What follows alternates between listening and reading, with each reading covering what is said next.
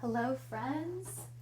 We are going to do a little bit of spinal self-care today. We're going to go through 3 poses or 3 flows, and I want to demonstrate them 2 ways for you today. So we're going to use the wall, I'm using my door, and we're also going to do these from a chair. So we're going to start at the wall. We're going to do some cat-cow stretches, a sphinx pose, which is a gentle back bend stretch, and then we're going to hug one knee in towards the chest at a time. And again, I want to demonstrate this a couple different ways for you, and I want to emphasize how we're moving the spine. So as we think about taking care of our spine, relieving pressure, tension, tightness that builds up in the spine, we want to lovingly guide the spine through kind of a number of different kinds of shapes and movements. So beginning here with cat-cow, I invite you to place your fingertips about shoulder height and shoulder width apart in such a way that you feel balanced as you face the wall. With the inhales, we'll draw the belly button towards the wall and the chest up towards the ceiling. It may feel good to lift the chin up off the chest. Deep breath in. As we exhale, we'll tuck the chin in and kind of think about rocking back into the tailbone, into the heels. So you can see this wave-like movement through the spine.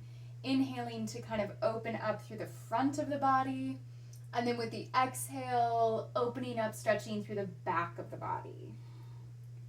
And we'll take a couple of breaths here. Inhaling and exhaling.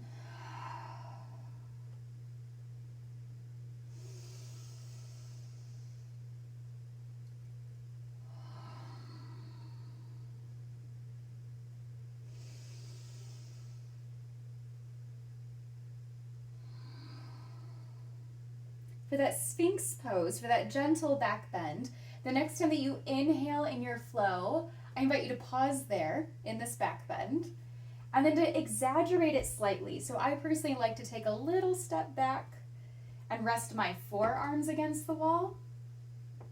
Though you are more than welcome to rest your hips and your belly against the wall.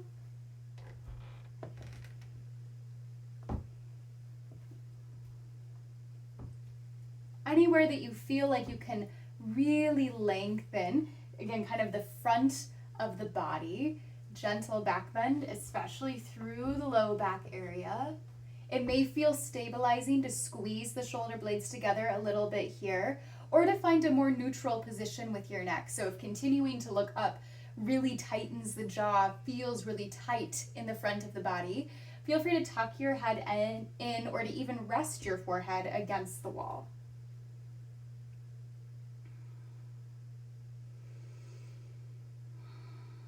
We'll take one more deep breath in here. And then exhale, tuck your chin in, slowly begin to round through the spine a bit, pulling away from the wall as you go. So you can see how we moved our spine kind of each direction like a wave. Now we're going to kind of re-lengthen, if you will. Sometimes this feels like it sort of resets some stability in the hips. And for this, I'm going to invite you to turn around so that you can rest against the wall through the backside. You're more than welcome to have a chair handy here. I will demonstrate 2 variations. We're gonna hug one knee in towards the chest, and then think about really squeezing, really stretching through those glute and hip muscles. It may feel stabilizing to press back into your wall. If hugging the knee all the way in is really intense or really balancy, feel free to bring your toes or even your whole foot to a chair instead. So still stretching through the glutes.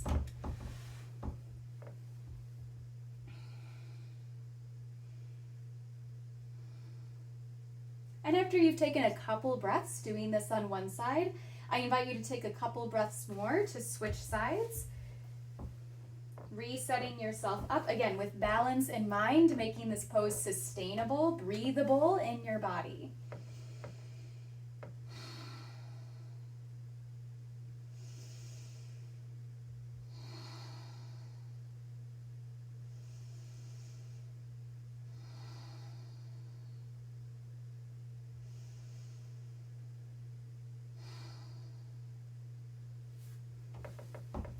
move through that same flow using the chair instead of the wall. So if you're able to bend a little bit deeper through your hips, know that this option may be what feels more natural for you. My goal in demonstrating this is demonstrating these poses without needing to get up and down off of the floor. So if the wall is not giving you the kind of sensation that you're looking for, maybe try a chair. You can bring your hands to the back of your chair or to the seat of your chair. That's what I'm personally going to do today. But we take those same cat-cow movements. So with the inhale, the belly would sink and the chest and the chin lift forward.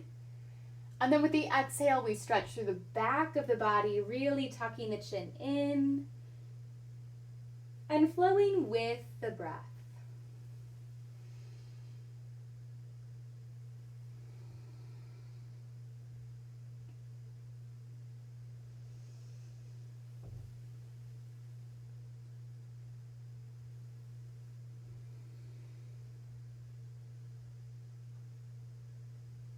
As your breath is ready to, I invite you to exaggerate that back bend shape. Again, a couple variations of how we can experience Sphinx pose here. You can find a bit of an exaggerated cow stretch, feeling free to drop down onto forearms again if that feels good.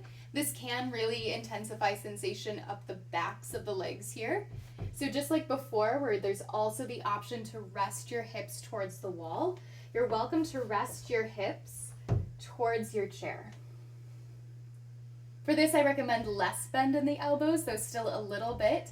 And I'm actually tucking my toes under, I don't know if you can see them, if they're in frame, behind me and squeezing through the glutes for stability.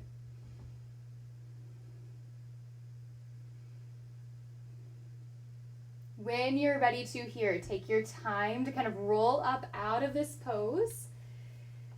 And then again, I want to show you options. So we're going to hug one knee in towards the chest, which again, you can use your chair for if you'd like. Maybe just with tiptoes down. Maybe just knowing that the chair is there is part of what helps you feel stable. You can also do this seated though, hugging one knee in, kind of taking the balance out of it mostly. And if your flexibility allows, you can certainly walk a heel up to your chair. Again, here we're really emphasizing on lengthening through the spine, making sure that we do both sides. And as we explore this stretch, this like pulling in, kind of engaging through the core, it might feel like you're lifting your ribs up off your hips, like lots of length in the back of the body. Please make it sustainable. Please make it breathable for you.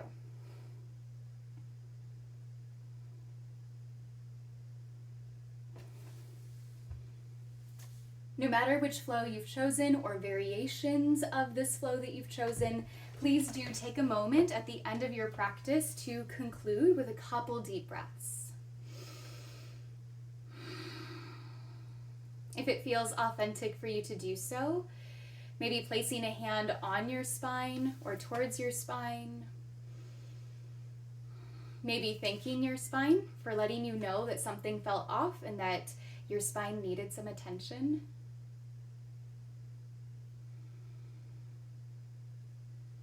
If it feels authentic to you, extending a bit of gratitude, a bit of recognition for this area of the body that sometimes does need a little extra grace, a little extra stretching. Thank you for honoring your body with this practice with me today. Namaste.